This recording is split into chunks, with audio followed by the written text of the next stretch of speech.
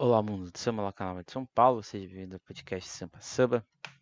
Sou Emerson Porto Ferreira e daremos sequência ao nosso quadro, né, que os enredos contam. Estamos aí, portanto, na fase final do nosso quadro, faltam mais 2 episódios, o de hoje e da quinta que vem. Iremos, portanto, hoje falar de mais 4 agremiações que aconteceram lá no canal de São Paulo, grupo especial. Episódio passado falamos de 4, as 4 primeiras do primeiro grupo, do primeiro dia. Hoje, 3 escolas do primeiro e uma escola do segundo. Então, basicamente isso. Então, deixe de seguir o Sambista de Depressão nas suas redes sociais, aqui no Instagram, no Twitter, no Facebook e outros lugares mais. E é isso, porque vamos já logo começar, porque hoje o episódio é um tanto quanto polêmico, um tanto quanto extenso, né?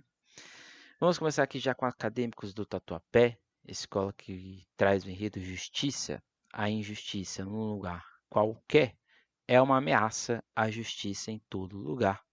Frase essa que é inspirada do Martin Luther King e enredo este que é feito pelo Wagner Santos.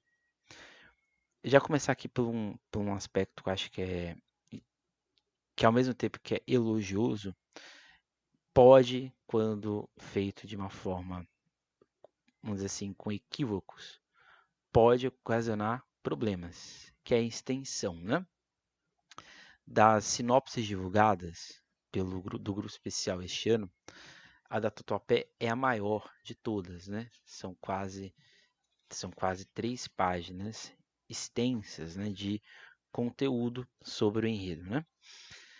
Que é uma característica, inclusive, do Wagner Santos. O Wagner Santos, que é um dos principais carnavalescos aqui de São Paulo, e ele tem essa característica, né, de trazer sinopses com um conteúdo vasto, um conteúdo denso sobre o enredo. Ano passado, a Tatuapé não divulgou sinopse, inclusive a sinopse foi divulgada bem tempo depois, pelo menos para o público em geral, e que né, é uma escolha da escola, mas fica aquela sensação, né, no passado do enredo CEP, em que a gente entendeu boa parte do enredo no dia do desfile, para quem é o público em geral, né? Quem era da imprensa recebeu uma informação que a escola dá e assim por diante. Esse ano a escola divulgou a sinopse novamente e a sinopse é enorme, né? É bem grande, inclusive. Eu tive a curiosidade de contar quantas vezes a palavra justiça aparece na sinopse, são 38 vezes. Na primeira página, você tem a justiça aparecendo tantas vezes que eu acho que é um aspecto que eu fico perguntando. O enredo é sobre justiça ou a justiça ela se torna como posso falar, um conceito que é colocado à parte? O que eu quero dizer, né? Quando a gente pega a sinopse da escola e a gente vai ouvindo samba também, e a proposta que a escola pelo menos promete no seu aspecto visual, me parece que o enredo é mais sobre desigualdades, em que a justiça é um centro dessa discussão, mas eu não acho que ela é o epicentro. Eu acho que o epicentro da ideia da Tatuapé é mais a ideia da desigualdade e os desdobramentos que ela gera em sociedade, em que a justiça fica ali andando, né? Fica ali na tangente. Isso é um problema? Eu acho que não. Só que não há muita carnavalização na ideia da Tatuapé, né? Nos enredos que a gente tem esse ano, a Tatuapé não carnavaliza esta ideia. Então a ideia ela vai nua e crua, de certa forma.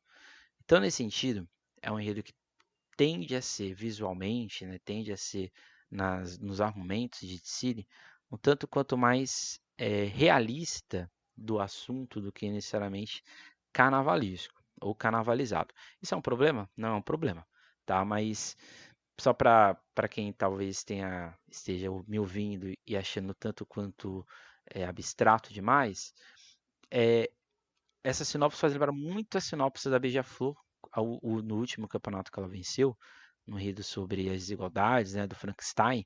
E só que aqui na Tatuapé não existe um preâmbulo para a história, né? A história ela já vai. Lá na Beija-Flor de Nilópolis, você tinha ali o preâmbulo do Frankenstein, e aquilo ali desencadeou todo o desfile. Aqui, eu acho que a Tatuapé tem semelhante àquele desfile, né? pegando aqui um exemplo, essa parte nua e crua, né? Eu percebo, ou pelo menos visualizo a Tatuapé fazendo desfile dessa forma. Se vai ser, não sei. Até porque eu não converso com ninguém da escola, não conheço ninguém da escola para ter essa informação. Mas pelo que a escola escreve neste texto, parece que é mais uma realidade, vamos dizer assim, de reprodução do que acontece. Vamos então à sinopse, né? A sinopse ela não diz, mas ela claramente está atraída, né, por dois artigos da Constituição Federal Brasileira. O primeiro artigo 3º, que diz que a Constituição Federal deve construir uma sociedade livre, justa e solidária, e garantir o desenvolvimento nacional e erradicar a pobreza e a marginalização, reduzir as desigualdades sociais e regionais e promover o bem de todos sem preconceito de origem, raça, sexo, cor, idade e quaisquer formas de discriminação. Na visão da escola, a justiça ela falha ou ela não apresenta-se nessas realidades que a gente existe aqui, né? A Constituição Federal Brasileira, no artigo 3, quando ela diz que é objetivo do Estado essa construção de harmonia, né, uma plena igualdade entre todos, ela preconiza a ideia, mas de certa forma ela não executa essa realidade como um todo. Então, nesse sentido, quando a gente fala que a gente tem que ter essa promoção de uma sociedade igualitária, ela não aparece. Então a gente tem mais uma sociedade de injustiças em que a justiça se torna eclipsada, vamos dizer assim. Entretanto, a escola dá vários argumentos sobre justiça, né? A primeira delas é a justiça divina, e aí a escola vai falar nessa questão da luz, das trevas e assim por diante. A escola dá um foco muito maior em Xangô, né, o orixá da justiça, de certa forma. E a escola vai passar por várias outras perspectivas, né, do divino, nessa ideia mais abstrata de justiça, no aspecto religioso. E aí traz Júpiter, traz também o tarô, né, e assim por diante ela vai construindo essa realidade. Só que é exatamente nesse começo do enredo, nessa parte, vamos dizer assim, divina, que eu acho que a escola não, não fica muito nítido o porquê isso aqui está aqui dentro. Porque quando ela vai para o aspecto histórico, né, que ela dá um pulo enorme, ela vai para 1789, que é a Revolução Francesa, eu sinto, pelo menos lendo o que a escola coloca, que um assunto não conversa com o outro. Acho que a justiça divina é uma coisa, a justiça histórica é outra. Eu acho que se o enredo fosse só sobre justiça histórica, para mim faria mais sentido. Mas quando ela coloca esse aspecto do divino, a história dá muitas voltas, né, para chegar nesse aspecto. Mas aí acho que é uma escolha, talvez o carnavalesco seja uma decisão da comunidade não, da organização de carnaval da escola, que tenha talvez escolhido por esse aspecto religioso, que é um aspecto muito forte na Tatuapé, né? Mas fica só essa questão aqui.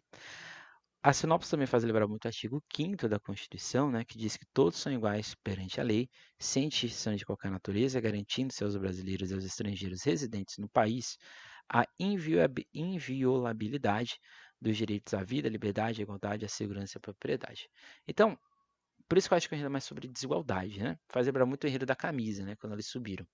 Eu acho que o enredo, a ideia que a escola desenvolve é de por que o Brasil não tem igualdade, ou porque esses grupos, né, dos mais diversos que compõem a nossa sociedade, eles não conseguem ter representação dentro do aspecto social, dentro do aspecto político e dentro do aspecto histórico. Então, acho que nesse sentido, eu entendo o porquê do justiça, mas eu não entendo as justificativas que a escola cria para defender o enredo sobre justiça. E aí, né, quem está aqui no YouTube está vendo a imagem, a logo da escola.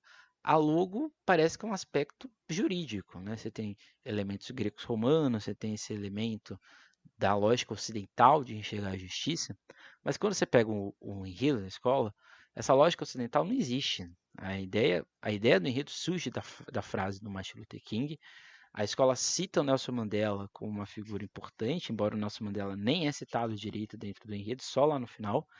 E então, nesse sentido, eu acho que são muitas ideias que são postas, mas eu não consigo enxergar nenhuma sendo desenvolvida, pelo menos nessa parte textual, que provavelmente, pelo menos eu espero, que seja mudada na hora da apresentação da pasta, porque isso daqui que está sendo posto, no meu ponto de vista, não tem, vamos dizer assim, embasamento forte de justificativa. E até porque quando eu falo da ONU, por exemplo, a escola fala da ONU, a escola fala do Nelson Mandela, do Martin Luther King, entre outros vários, que ergue a bandeira da paz e da justiça, lembrando-nos que a verdadeira paz só pode ser alcançada na presença da justiça. Então, eu sinto que quando a escola abandona a justiça como um centro argumentativo, o texto flui.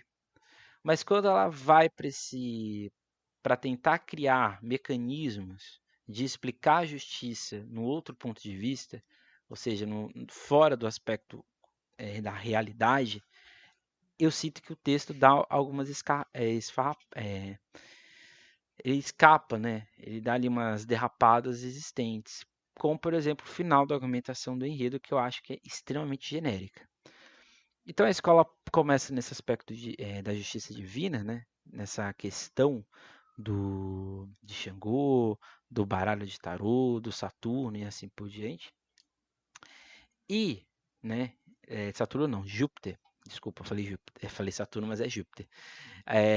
E nesse sentido a escola fala, né, desse aspecto divino, e aí ela dá um salto gigantesco, né, porque ela vai para o aspecto histórico. Aí ela fala da justiça, né, ou a ideia de justiça, que eu não concordo dentro da ideia da Revolução Francesa, mas eu entendo os motivos da escola colocar aqui. Porque eu não concordo, né? Porque a Revolução Francesa, o objetivo dela era burguês, né? O objetivo dela era uma elite francesa, ou essa elite burguesa francesa, permanecer no poder. E ela se utiliza da ideia de igualdade, liberdade e fraternidade para defender estes interesses extremamente mínimos para a parcela total da sociedade francesa. Então, essa ideia de justiça da Revolução Francesa, eu não acho que é uma boa justificativa. Embora a Declaração dos Direitos Humanos e do Cidadão seja posta como algo importante, ela não gerou igualdade, pelo contrário, ela acentuou ou manteve certas desigualdades existentes. Então, eu não acho que a Revolução Francesa ou a Declaração dos Direitos do Homem e do Cidadão sejam equivalentes à Constituição Federal de 1988. Eu entenderia se fosse a Declaração Universal dos Direitos Humanos de 1948, sendo comparada com a Constituição Federal de 1988. Por que eu digo isso? Porque a Constituição Federal ela tem inspiração na Declaração dos Direitos Humanos. Ela não tem nada a ver com a Declaração Universal dos Direitos dos Homens e do Cidadão da Revolução Francesa. Então, acho que é muito mais um artifício que está sendo colocado aqui do que necessariamente uma realidade. Tanto é que eu apagaria essa parte aqui da Revolução Francesa e já é direto para a justiça dentro da lógica brasileira. E aí, quando a escola fala da Constituição Federal, ela começa a falar dos diversos aspectos de desigualdade que existem no Brasil, e aí eu acho que o texto ele faz mais sentido, né? Que a escola fala do movimento feminista, indígena, negro e assim por diante, e da desigualdade econômica e social. E aí, na finalização, a escola faz, né? Faz de certa forma, essa homenagem, né? Às pessoas que fazem a execução da justiça. E aí, a escola vai falar de magistrados, juízes, que são os guardiões imparciais da lei e representam a última linha de defesa contra a tirania e a opressão. Com suas togas imponentes, personificam a integridade, a imparcialidade e a sabedoria, garantindo que a balança da justiça penda sempre para o lado da equidade e da verdade. Assim, eles desempenham um papel fundamental na administração da justiça, interpretando e aplicando as leis de forma imparcial e equitativa. Só finalizando aqui, né, a ideia da Tatuapé, eu acho, pelo menos de um ponto de vista, olhando e pelo que eu já estudei e pelo que eu dou aula, né, dou aula normalmente para o terceiro ano e para o nono ano de ensino fundamental, então eu dou muito mais aula de Brasil, de história contemporânea e de Brasil República. Eu sinto que o enredo não tem um objetivo. Falar de justiça só, vamos falar de justiça, eu acho que falta, no meu ponto de vista, uma narrativa coerente. E aí, eu dou sempre a oportunidade da abertura de entender mais. Eu acho que a gente vai entender mais sobre esse enredo no dia do desfile, principalmente com comissão de frente, com alegorias, com fantasias, que ali a gente vai ter a justificativa visual deste enredo. Mas a princípio eu não consigo entender ou não consigo visualizar uma lógica coerente dentro das ideias que a Tatuapé apresenta, a não ser como artifícios para gerar um desfile visualmente confortável para avaliação, para a estrutura. O Tatuapé é uma escola extremamente organizada, é uma escola que tem sempre um objetivo muito bem definido de desfile, e eu acho que nesse sentido a escola opta por uma segurança e opta por um enredo que, de certa forma, é fácil de ser justificado. Entretanto, a grande sorte, no ponto de vista, é que enredo em São Paulo não é julgado, mas pelo que a escola apresenta de narrativa neste enredo, tem muitas incoerências dentro da proposta. Mas aí, esperamos que tudo dê certo no dia do desfile, ok? Vamos agora para a Sociedade Rosas de Ouro, escola que vem com enredo, talvez os 35 enredos, dos 14 enredos que vão estar aparecendo no Carnaval de São Paulo deste ano. O da Rosa de Ouro talvez seja o que mais se pretende, né? O que mais se coloca para ser festivo, né? Acho que às vezes as escolas de samba esquecem que carnaval é sim diversão, carnaval é sim espontaneidade, carnaval tem sim as suas necessidades de regulamento, né, de rigidez, mas quem diz que carnaval não é festivo, não é farofa, me desculpe se está vivendo o carnaval errado ou precisa ler mais, né? Mas aí não vem aqui ao caso, né? Então o enredo da Rosas de Ouro é Rosas de Ouro em uma grande jogada. O enredo ele é escrito pelo Roberto Vilaronga, que é pesquisa, desenvolvimento e sinopse, ou seja, ele escreveu, né? E o Fábio Ricardo, que estreia na Rosa de Ouro, que faz a parte, portanto, da argumentação visual do desfile. Acho que o mais interessante do enredo da Rosa de Ouro, pelo menos do meu ponto de vista, é se jogar para uma realidade de não ser sério, mas ao mesmo tempo passar um conteúdo. Eu acho que isso é o mais importante. A primeira vez que eu li essa sinopse e eu li aspectos do enredo, na minha, assim, automaticamente veio para mim a Casa da Ciência e a parceria com Paulo Barros, né? Que ali, a partir de 2004, principalmente, quando ele estreia no Grupo Especial, se iniciou, talvez de um ponto de vista, um período ali de grandes sinopses e de grandes enredos, em que a narrativa ali desse período do Paulo Barros, que valia mais ou menos ali até 2010, 2011, é você trazer elementos em que a população, né, o público do carnaval compreenda, e a comunidade como um todo, mas sempre trazendo um conteúdo denso, de forma extremamente objetiva. Então, antes de mais nada, eu queria parabenizar os dois, né? Principalmente o Roberto, que acho que é que escreve, que acho que teve a pesquisa, né? Pelo menos o começo do desenvolvimento do quesito na pesquisa, que é conseguir deixar um enredo, de certa forma, alegre e festivo, mas ao mesmo tempo com uma seriedade que é importante para um quesito que gera muitos desdobramentos dentro de um desfile de escola de samba. Então, nesse sentido, eu acho que o grande acerto da Rosa de Ouro é exatamente essa ludicidade, né, o se permitir brincar. A Rosa de Ouro, né, historicamente, né, eu quase estudei a Rosa de Ouro no meu mestrado, né, mas eu acabei optando pela Inês de Vila Matilde. Mas eu lembro que na pré-pesquisa da Rosa de Ouro, uma coisa que me chamava a atenção era como a Rosa de Ouro sempre teve na sua abordagem de desfile a ideia de vamos falar de algo, mas de uma forma que seja extremamente fácil de ser compreendida. E isso talvez explique, né, a popularidade que a Rosa de Ouro vai ter nos anos 80, nos anos 90, principalmente nos anos 90, em que a Rosa de Ouro nunca teve enredos densos na sua proposta. Pelo contrário, né? Quando a Rosa de Ouro foi para o denso, ela normalmente se dá mal. Eu acho que pelo menos aqui já dando uma crítica um pouco. Aí é crítica, tá? Aí é crítica. A escola de ouro nos últimos anos quis se enquadrar tanto às outras escolas da cidade, tanto a uma narrativa de Cílios que tem que ter conteúdo e mensagem, que eu acho que isso perdeu, descaracterizou a escola, né? E eu acho que a Rosa de Ouro se permite, aí fazendo um trocadilho, né? fazer uma aposta, vamos dizer assim, uma jogada de contrafluxo para um enredo que não é, se a gente for comparar com os enredos desse ano, este enredo denso, né? Esse enredo histórico, esse enredo que tem uma conotação, vamos dizer assim, de mensagem que tem que ser dita. Né? Talvez, inclusive neste dia que a Tatuapé desfila, acho que só ela e Colorado do Brás são os enredos, tem, né, os enredos mais leves, porque os outros ou são biografias ou são enredos reflexivos e filosóficos ou com alguma crítica.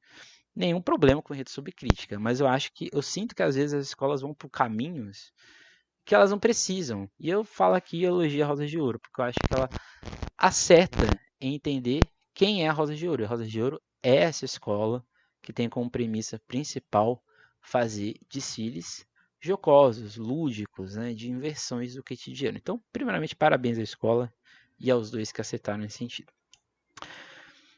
Uma questão que eu acho que o enredo pode ter aí no seu desenvolvimento, que eu acho que não acontece de certa forma, que é a questão de ele poder ser um tanto quanto raso. Porque falar sobre jogos, né, a gente já teve vários enredos sobre jogos, né, na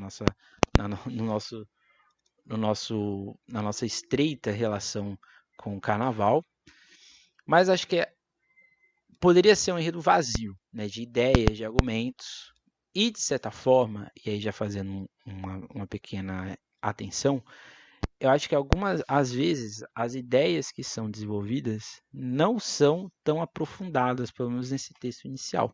Que é exatamente quando a gente sai da Grécia e a gente vai para a Idade Média, para o Renascimento e assim por diante, é exatamente esse o período esse é o momento da sinopse, que é o momento que a escola, no meu ponto de vista, dá uma derrapada. Acho que esse é o período, né, pelo menos da sinopse, em que não é bem justificado ou não aparece de forma muito bem argumentada. E eu vou explicar como isso acontece. Se você pegar o Samba Enredo da Rosa de Ouro, toda a sinopse é bem posta. Só exatamente esse trecho, na Idade Média, consolida o saber. Até aí no tabuleiro do tempo, o jogo evolui e muitas casas avança. Esse é o período que no samba, inclusive, não é apresentado de forma muito bem argumentada, muito bem robusta. Acho que esse é o meu único senão, já começando aqui por um aspecto que eu acho que é um tanto quanto é, complicado dentro da sinopse. Mas saindo desse aspecto que eu acho que é uma questão que fica um pouco rasa dentro da argumentação, eu acho que é interessante os três caminhos que são postos dentro da sinopse. Né? O primeiro dele é a interatividade do lúdico, né, desse cassino Brasilândia, que é um subterfúgio narrativo que coloca, né, o enredo para a realidade. Então, provavelmente a escola deve abrir com essa estética de cassino, né, com essa estética lúdica, e convidando nós a entrarmos na pista, né, como se fosse nós apostando as nossas fichas, né, nesse cassino Brasilândia. E aqui a escola dá uma ressignificada de cassino, né, coloca que a diversão é garantida, né, e nos reserva uma jornada colorida. Então a escola, de certa forma, convida, né, coloca o cassino como um novo objetivo, né? O que é super comum, né? Já que a gente está falando aqui de certa forma, isso aqui é um jogo de azar, né? No cassino no Brasil é proibido, né? Então acho que esse é o único cassino que vai ser permitido, né, no Brasil nesse dia. Então, nesse sentido, eu acho que essa interatividade é algo que é bastante interessante, é algo que nos últimos anos a escola não tem feito, né? Não fez de certa forma, objetiva. O segundo tópico, eu acho que a história, muitas vezes, né, fica um bloco, né, um blocão, sem rumo, principalmente nesse aspecto histórico, mas, por mais que eu acho que fique genérico em alguns momentos, eu acho que para o visual vai fazer mais sentido, né? Acho que quando a gente tiver, principalmente, alegorias, fantasias, né, toda essa proposta estética, acho que a gente vai conseguir compreender, vamos dizer assim, esse aspecto histórico. Mas eu acho que tem um outro porém. Se você não deixa muito bem argumentado o porquê esse aspecto histórico, como esse aspecto histórico ele é desenvolvido, você pode ter na pista a pessoa vendo de Siri e não compreendendo ele, talvez da forma que o carnavalesco imagina. Então, nesse sentido, eu acho que é uma falha de argumentação nesse aspecto histórico.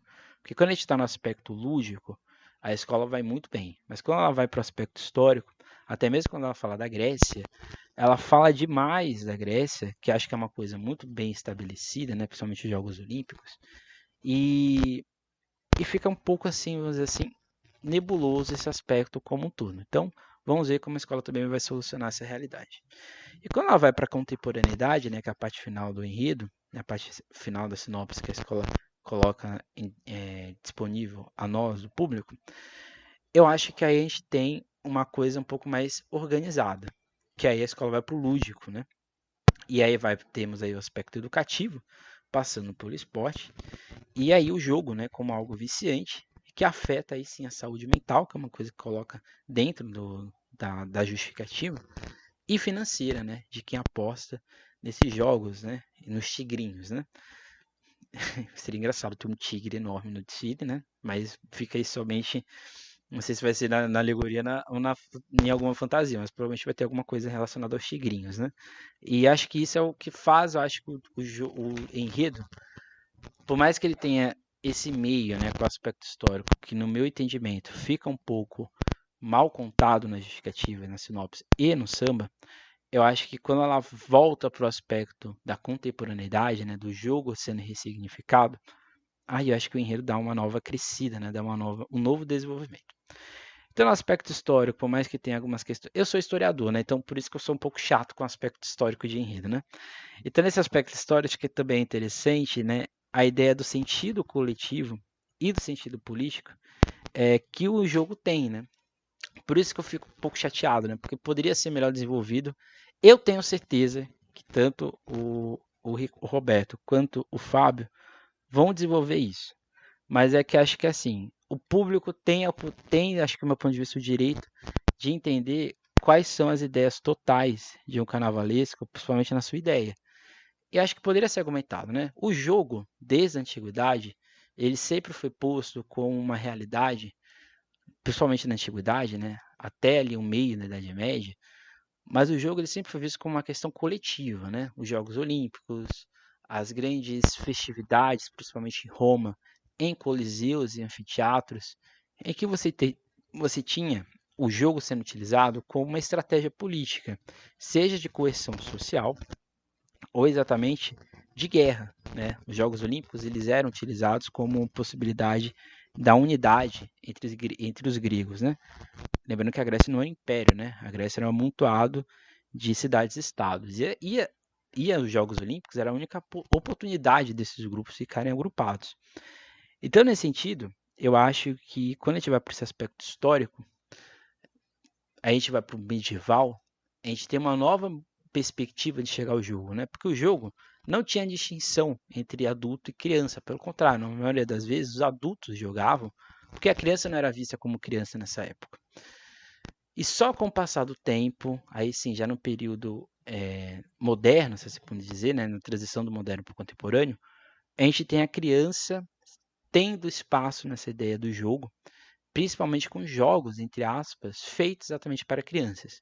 Mas a maioria dos jogos, né, ou até mesmo brinquedos que as crianças se utilizam nessa realidade, são realidades de reprodução da vida adulta. Então, só mesmo de forma mais recente que a gente tem essa realidade. Né? O Walter Benjamin, né, e o Izinga, que são que estudam a ideia do brinquedo, da brincadeira e do jogo, eles colocam exatamente essa necessidade da sociedade de utilizar o jogo como uma possibilidade de lazer e cultura, mas também um aspecto de educação, né? de entendimento do contexto existente. Então, o jogo vai muito além, né, de ter uma ideia do ganhar, do perder, né, da glorificação e assim por diante. O jogo é, de fato, um aspecto sócio-histórico.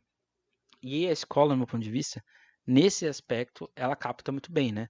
Que ela escreve, né? Desde tempos imemoriais, os jogos nos unem e ensinam, de forma lúdica e descontraída, em volta de mesas, em salões e nas ruas, a história que vem sendo construída. De dados a damas, tradição a magia, cada jogada uma nova fantasia.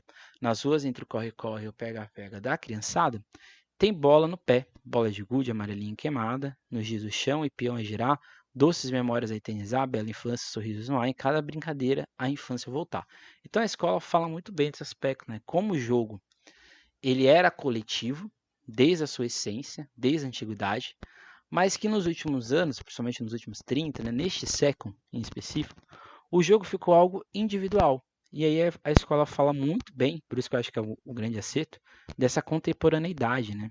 De como o jogo ele tem essa reviravolta, né, da alegria, da tristeza, do desalento, do sonho, da imaginação, mas é tudo muito individualizado. É você no seu computador, tá bom, você está jogando online, mas você está jogando sozinho, você não vê as outras pessoas.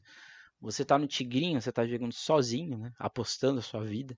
Então acho que a escola poderia fazer uma crítica aqui, ela, não sei se ela vai fazer, mas ela poderia muito bem fazer uma crítica social, né? De como nós em sociedade individualizamos as nossas existências, as nossas realidades e deixamos de ser coletivos para algo que nasceu para ser coletivo, que é o jogo, né? Que é a brincadeira, né? Essa coisa lúdica. E é basicamente isso. Eu acho que é um enredo pode, para quem está me ouvindo, parece que, nossa, ele está metendo pau no enredo. Não estou metendo pau, pelo contrário. Eu acho esse enredo extremamente interessante, mas acho que só essa parte histórica, né, quando a escola fala da Idade Média, do Renascimento e desse aspecto dos Jogos Olímpicos, eu acho que a argumentação, no meu ponto de vista, fica um pouco fraca em alguns momentos. Mas é um grande enredo e eu acho que a Roda de Ouro, se tudo der certo, tem tudo para fazer um grande desfile. Aí no dia, já vai ser dia primeiro aqui, né? Mas aí na manhã do sábado de carnaval, né? Que começa na sexta. É isso. Vamos à próxima escola, a camisa verde e branco, que vem com o enredo sobre o Cazuza, né? O tempo não para, Cazuza, poeta vive.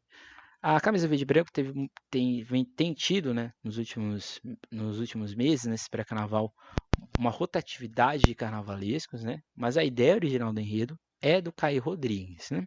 Que, de certa forma, estrearia na camisa verde e branco. Então, eu não vou cometer aqui o equívoco né, de saber quem é que escreveu ou quem é que estava à frente, né? A gente teve o Cata Preta, que acabou de sair da escola, então não sei até que ponto houve mudanças, né, na ideia. Mas a ideia do enredo, de certa forma, é falar da vida e obra, né, do Cazuza com um aspecto de intensidade, né? Que tem, né? Uma coisa que é muito importante, né, na biografia do Cazuza, né, principalmente a musical, é que ele sempre teve essa preocupação da música dele, primeiramente, fazer sentido para quem ouve, mas a música dele não ser só uma música que é reproduzida enquanto ele está vivo e quando ele se for, a música dele perde sentido. Eu acho que essa, entre aspas, era uma preocupação do Cazuza e eu acho que a escola faz de forma muito bem acertada entender essa realidade e explorar ela nas múltiplas possibilidades, né? Então Cazuza, ele é filho do João Araújo, que é um dos maiores produtores de música do Brasil, e da Lucinha Araújo, que é a mãe dele, né, óbvio, e ele tem essa relação muito próxima com os pais, né? A Lucinha, principalmente nesse aspecto afetivo, e de enfrentar todas as críticas que ele vai sofrer durante a vida, principalmente quando ele tem a fase em que ele contrai o HIV, e ali vai ser talvez o momento mais tenso da vida dele, mas ali a mãe dele é como se fosse uma válvula de se entender nessa realidade que ele estava, né, se inserindo. E o pai dele tem uma contribuição enorme exatamente na inserção dele nesse mundo artístico, né, já que o Cazuza era de teatro, né, ele, né, teve uma atuação primeiramente como ator, em musicais, em peças como um todo, dentro do Circo Voador e também numa companhia de teatro que ele participava. Mas principalmente, né, o pai dele possibilitou esse encontro, né, com vários artistas da música popular brasileira. E eu acho que é uma coisa muito interessante, né? O Cazuza, ele nasce num período em que o Brasil, de certa forma, está saindo de uma ideia de democracia, que é ali o final né, desse sopro democrático que vai até o golpe de 64, mas a infância e a adolescência do Cazuza, quase toda ela está dentro, vamos dizer assim, da ideia da ditadura militar. Então Cazuza viu a ditadura militar, né? Ele vivenciou ela.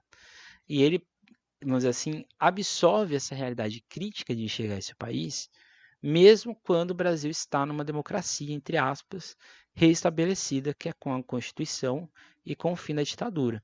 Então, esse aspecto familiar, né, esse aspecto histórico em que o Cazuza está inserido, dificilmente geraria um artista que tivesse, vamos dizer assim, uma visão muito linear ou muito fina, né, estreita de enxergar o Brasil, porque ele poderia sim ser um artista com todo esse know-how para ser um grande artista e mesmo assim ser um artista extremamente protocolar. Não, ele optou por não ser protocolar. Ele optou por utilizar esse espaço que ele teve e utilizar da forma mais crítica possível, né? Acho que esse é o ponto mais interessante quando a gente pega a obra em si do Cazuza. Então, de certa forma, a ideia de liberdade, essa ideia do crítico, né, do criticar, é algo essencial no Cazuza. Então, esse período de saída da ditadura, direta jazz, da Constituinte, do impeachment né, que acontece no Brasil, esse é exatamente o período essencial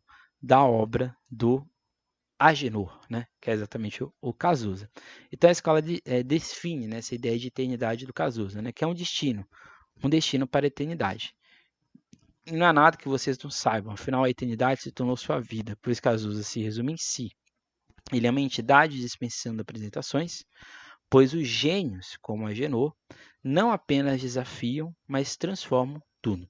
Então, nesse sentido, você tem a primeira fase do Cazuza, que é, né, os Barões Vermelhos, né, ou o Barão Vermelho, em que o Cazuza ele participa de quase todas as letras que o Barão Vermelho canta, né? Então, mesmo quando o Cazuza vai para sua fase solo, ele continua cantando obras do Barão Vermelho, porque de certa forma eram obras dele. O Barão Vermelho, mas principalmente essa estética do Cazuza, vai gerar o que o Arthur da Pieve descreve de B-Rock, né, que é o rock brasileiro, que é uma característica muito própria nossa. O rock, ele se torna, né, principalmente com o punk, ali nos anos 70, nos anos 80, a grande música comercial do mundo. E esse chega no Brasil ali no final dos anos 80, principalmente nesse grupo, né, de Brasília, principalmente o grupo de Brasília, que vai explodir essa visão de rock e essa visão de país. Então, de certa forma, os Barões Vermelhos, né, o Capital Inicial, por exemplo, na época quando surgem, depois o Legião Urbana, são grupos, né, que vão ter os Paralamas do Sucesso também. Nem todos são de Brasília, mas a grande maioria vem dali. Eles têm uma visão de enxergar esse Brasil muito própria, e por isso que ele se torna um fenômeno popular e de massa no final dos anos 80 e nos anos 90. Né? Então, nesse sentido, mesmo quando ele sai do Barão Vermelho, depois de tudo que ele conquistou, o Cazuza permanece dentro dessa fase crítica, mas eu acho que ele se permite a novas possibilidades rítmicas e principalmente de estrutura de música. Então, nesse sentido, eu acho que é interessante perceber como a escola constrói essa realidade do Cazuza e como isso fica extremamente bem construído e muito de bom gosto, de certa forma. Então, o enredo ele poderia ser menos cronista, né, dos fatos que acontecem, mas de certa forma, eu acho que é um acerto que a escola faz contar como se fosse o Cazuza contando a sua vida para sua mãe e como isso é interessante, né? Como isso se coloca e como de certa forma a história do Cazuza se coaduna, né? Ela se associa com a da própria Camisa Verde e Branco. No caso aqui do Cazuza, de entender a sua eternidade e do Camisa Verde e Branco se reencontrando com o seu protagonismo. Então acho que isso é muito interessante e que faz essa sinopse ser muito bonita. Acho que é uma das mais pequena, né? Um texto de sinopse, na verdade, mas é um trecho, né? Na verdade, a sinopse ela foi posta no vídeo, né? Em forma de vídeo no canal da escola. Mas acho que é muito interessante como isso coloca-se, né? E acho que também é interessante a ideia do tempo, né? O tempo, de certa forma, por mais que o Cazuza ele seja o fio condutor, eu acho que é o tempo o fio condutor do enredo do Camisa Verde e Branco, né? Tanto é que está na logo da escola, é o título, né, do enredo, né? O tempo não para, Cazuza, o poeta vive. E eu acho que é exatamente o grande mote da obra do Cazuza, né? Essa visão de que eu quero mostrar para vocês o Brasil que eu estou vendo. Mas o fato de eu falar para vocês o Brasil que eu estou vendo não necessariamente diz que esse Brasil deixou de existir. Pelo contrário, ele se eterniza, né? Ele somente vai se modificando com o tempo. Eu acho que é por isso que as obras, né, as letras do Cazuza, elas são extremamente atuais, porque acho que ele conseguiu, na sua composição, pegar a essência deste país e transformar isso de uma forma extremamente popular. Então, acho que isso é um grande acerto. Encerrando aqui a questão da camisa, né? Acho que é também interessante pensar isso dentro do enredo, uma visão de autoanálise da própria escola, como se ela pudesse também encontrar no tempo, né, do Cazuza, um novo futuro pela frente, tendo seu legado como norte, né? Então, ele, quando a escola escreve, né, sua vida, como diz, é a eternidade. Ele ressoa em cada coração pulsante. Ele vibra hoje na comunidade da Barra Funda sobre o manto do trevo de 4 folhas. Cazuza eterno, então quem é Cazuza? Cazuza é a metáfora de si mesmo. Cazuza é vida. O tempo não para, o poeta vive. E acho que isso é interessante porque se a gente pega o samba da camisa verde e branco, tem uma parte do samba que eu acho que é muito genial. Cadê? Aqui, camisa verde e branco, que a escola diz, né?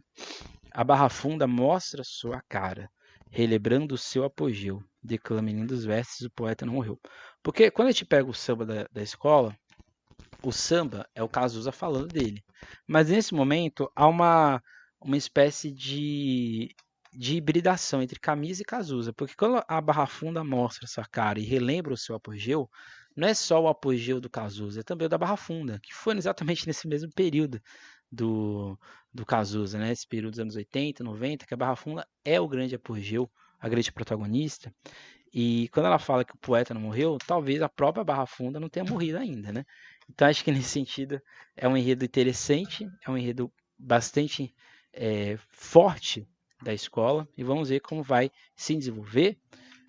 Desejar a recuperação a todos os dois carnavalescos, tanto o Carta Preta quanto o Caio Rodrigues, que tiveram que se ausentar da camisa verde e branco nesse pré-carnaval, e que a escola consiga, né, nessa reta final, desenvolver um bom trabalho para o dia do seu desfile. Aí sim, já é no sábado de carnaval, no dia 1º de março. Então essa foi a camisa verde e branca e assim a gente encerra o primeiro dia de desfiles. Depois a gente vai ter a escola que abre o sábado de carnaval, que é a escola da Pompeia, em Retalhos de Cetim. A Águia, do jeito que a vida quer, que vai falar sobre o Benito de Paula. Como todos sabem, não falo da Águia de Ouro, mas fica aqui só a recordação, né? Que a Águia de Ouro vem em seguida, quer dizer, em seguida não, ela abre o carnaval no sábado. Vamos então para o Império de Casa Verde, escola que vem com o enredo Cantando Contos, Reinos da Literatura. O enredo ele é escrito pelo Tiago Freitas, né, que acho que, se não me engano, é o 3º ou 4º ano dele na escola, e o carnavalesco é o Leandro Barbosa, que também continua no Império de Casa Verde.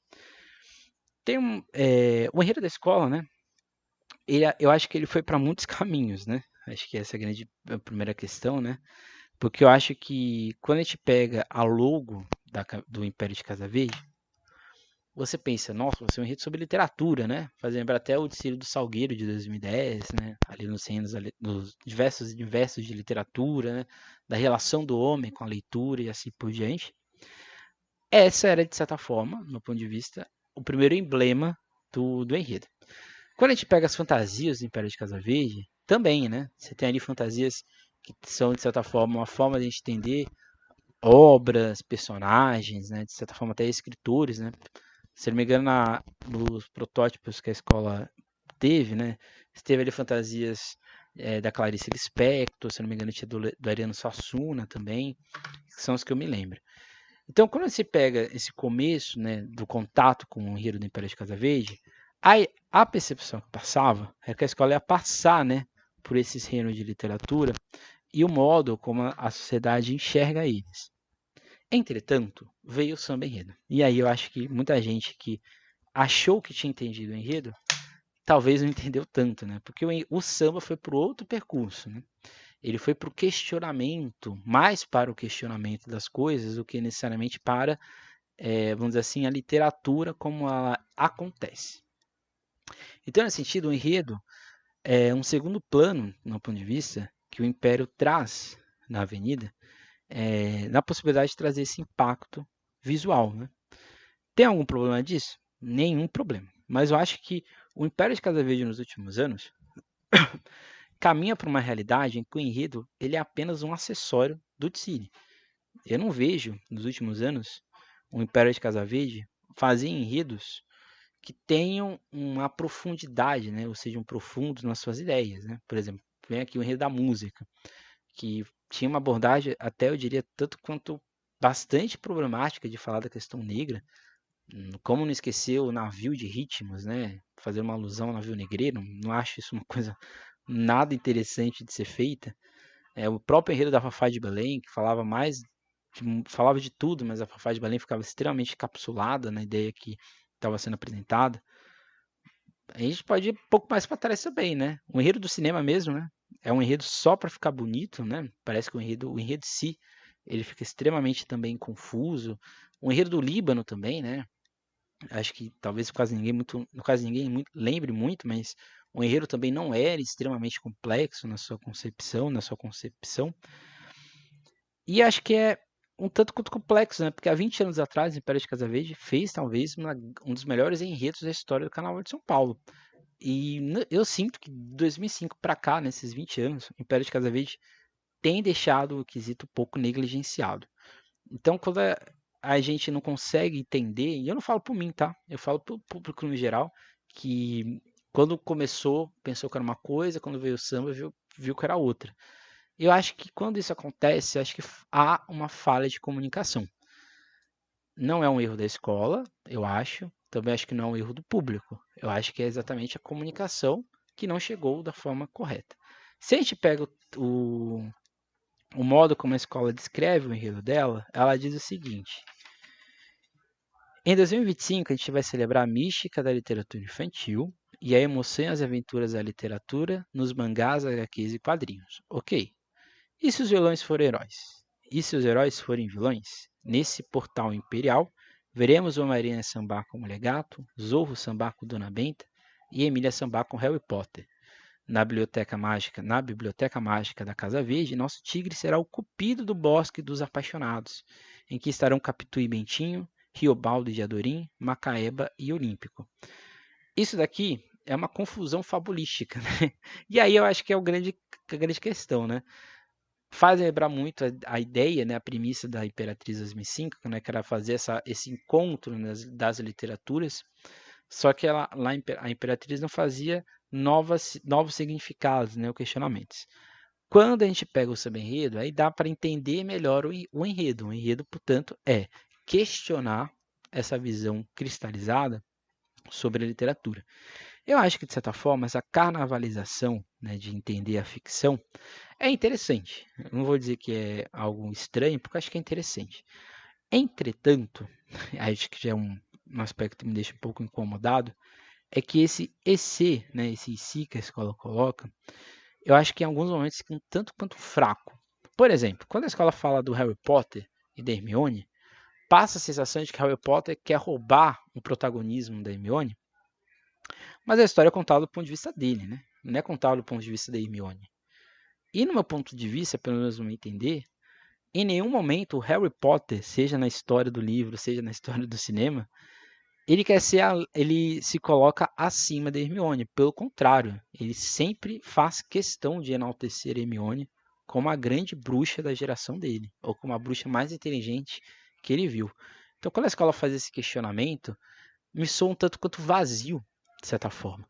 Ou então, quando a escola fala da tia Anastácia, do Visconde de Sabugosa, acho que a escola, do meu ponto de vista narrativa, faz também um equívoco.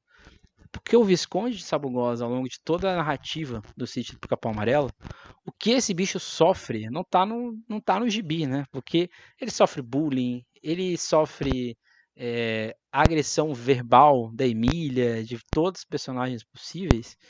E ele, de certa forma, é uma figura renegada. Ele é, de certa forma, uma figura que é fantástica, ele é uma espiga de milho, que se tornou humano, né? Ou seja, ele não queria essa realidade. E ele se coloca na inteligência como uma forma de ele se empoderar como próprio. Então, quando a escola coloca que ele rouba ou tem um protagonismo acima da tia Anastácia, eu acho que você poderia fazer esse questionamento com a Dona Benta, não com o Visconde, coitado. Acho que ele não tem nada a ver nessa história. Eu acho que é interessante a questão dos vilões dos HQs, acho que é interessante, mas eu não acho que os vilões do Batman sejam vilões que sejam bonzinhos, pelo contrário, né, até mesmo a gente na sociologia, a gente faz esse questionamento de que essa visão é um tanto quanto distorcida, porque na verdade os vilões do Batman não querem justiça social, eles querem a justiça deles sendo a realidade. E pouco importa se isso vai ter uma aprovação do público, né? Essa é a questão. Acho que a questão das princesas acho que é muito interessante, acho que aí eu acho que é mais interessante essa questão de questionar, né, os contos existentes, né, e as narrativas, né, quase sempre estereotipadas, mas é aquilo, né? A literatura das princesas é lá do século XV, né, século XVI, século XIV, então é muito tempo atrás. É uma realidade ocidentalizante de enxergar a realidade. Então, nesse sentido, eu acho que eu entendo o objetivo da escola, fazer esse tom jocoso, né, brincalhão em si. Mas eu acho que os argumentos que ela se coloca, no meu ponto de vista, se a gente pega o que a escola está propondo e o que ela está observando, eu acho que são coisas que, no meu ponto de vista, não se conversam muito. Mas eu acho, repito, visualmente falando, isso vai ser maravilhoso, com certeza. Você vai ter grandes alegorias, que é a marca do Império de Casa Verde, você vai ter fantasias bem confeccionadas, que é uma cara da Casa Verde. Então, por isso que a crítica que eu faço, se a Rosa de Ouro queria se enquadrar tanto ao modelo de enredo e ela deu um passo atrás e ela se coloca para a sua realidade de comunidade, eu acho que o Império de Casa Verde está numa zona de conforto de enredo. Sempre na escolha de enredos, visualmente falando, esteticamente também, imponentes, mas eu acho que quando a gente vai para a realidade, fica um tanto quanto a argumentação fica um pouco, no meu ponto de vista, faltando. Mas eu acho que o mais interessante, e aí eu acho que vai fazer, né? Pelo menos eu acho que deveria ter, é esse questionamento da leitura, né? Porque eu acho que se a gente tem um déficit de pessoas que não leem no Brasil, né? E a gente tem 47% do Brasil são de leitores. Porém, apenas 27 terminaram um livro. Então, assim, a gente tem 27%, vamos dizer assim, de leitores ativos de fato no Brasil. Eu acho que essa poderia ser a crítica da escola, né? E eu espero que seja. Se a gente tem histórias que não geram identificação fácil com a nossa população, então significa que a literatura não está chegando no leitor, ou o leitor não está chegando na literatura uma representação positiva dessas histórias. Então acho que o questionamento poderia ir por esse caminho, de entender por que a literatura não representa o povo. Porque se o povo não se identifica com as histórias que são apresentadas, ele não vai ler essas histórias. Então acho que esse poderia ser a crítica desse ESI da escola. Não questionar o porquê a escrita dessa forma, se ela fosse de outra forma, seria de outro jeito.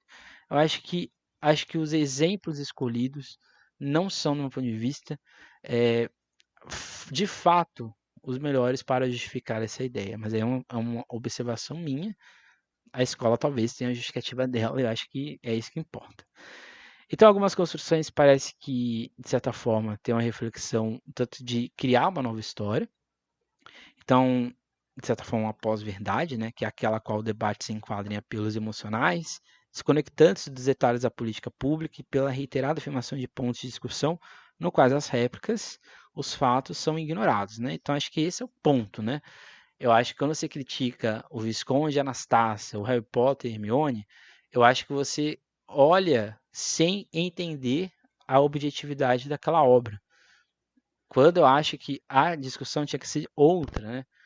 Se o protagonista do Harry Potter fosse a Hermione e ela não fosse a protagonista, aí teríamos um problema. Se a Dona Benta é vista como uma pessoa que sabe as histórias, mas a Anastácia não, aí temos um problema. Se os vilões eles são postos como apenas pessoas más que não têm uma profundidade, aí temos um problema. Se as princesas elas são representadas como um símbolo da pureza, da castidade, e porque, vamos dizer assim, outras visões de feminilidade não são postas, aí temos o problema. Se o enredo for por esse caminho, aí eu acho que faz sentido. Agora, de questionar o que já existe, colocando uma versão do que acha que deveria acontecer, eu acho que não é a melhor forma possível. Eu acho que também é interessante o aspecto da educação, né, que eu acabei de falar, e é basicamente isso. acho que é um caminho. Eu acho que visualmente falando esse enredo vai dar muito certo. Eu acho que tem tudo para ser, festivamente falando, um grande desfile. Mas eu acho que o enredo tem sim algumas questões. Mas São Paulo não julga enredo, né? Então, provavelmente, se a escola apresentar tudo do jeito certo, justificar minimamente o porquê das alas e das alegorias, vai tirar 10, com certeza, um enredo do Império de Casaverde. É isso, esse foi o episódio de hoje, um pouco longo, né? Porque eu acho que aqui a gente teve aqui algumas.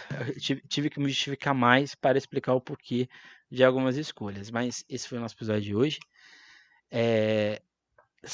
Quinta-feira que vem agora, a gente vai ter o último episódio do nosso quadro. E que aí sim a gente vai falar das últimas escolas do grupo, que é a Mocidade Alegre, Gaviões da Fiel, Tucuruvi, Estrela do Terceiro Milênio e a Vai Vai, né? Se hoje a gente teve justificativa para explicar os enredos, talvez tenham falhas de argumento, próximo episódio a gente vai justificar, porque aí tem muita coisa a ser falada nesses 5, que por algum motivo os 5 grandes enredos do ano estão vindo em sequência, né? Nesse sábado de carnaval, a partir da Mocidade na Vai Vai, mas aí é no próximo episódio, na próxima quinta, que a gente encerra a temporada de reflexões, de críticas dos enredos e dos sambas de São Paulo de 2025 e de Santos. E aí a gente vai direto pro termômetro, porque a partir da semana que vem já tem. Semana que vem não, né? Semana que vem? Não. Semana que vem não. A partir da semana que vem. A partir da semana que vem, isso mesmo. A partir da semana que vem já tem desfile em Santos e também desfile desfile em São Paulo. É isso, gente. Até mais. Até a próxima. Nunca esqueçam, nunca deixem de sambar. E tchau.